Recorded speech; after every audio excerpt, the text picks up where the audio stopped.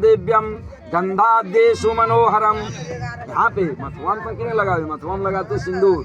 श्रीखंडं चंदनम दिव्यम गंधाद्येषु मनोहरम विलेपनम सुरसरिष्ठ चंदनम प्रति घृतं समर्पयामि श्री सरस्वती नमः।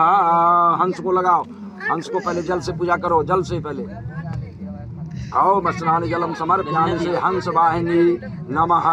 पंचामृत भी दे दो, पंचामृत स्नानम समर्पयामि श्री हंस वाहिनी नमः। अब उनको भी चंदन लगाओ तुम उन्हीं ललाट में। ओम श्री खंडं चंदनम दिव्यम गंधाद्येषु मनोहरम विलेपनम सुरसरिष्ठ चंदनम प्रति घृतं समर्पयामि श्री हंस वाहिनी नमः। फूल तो नहीं है, मलबा तलवा चलो की मलबा था क्या, कहाँ है? माला निकालो, माला अर्पित करो उनको।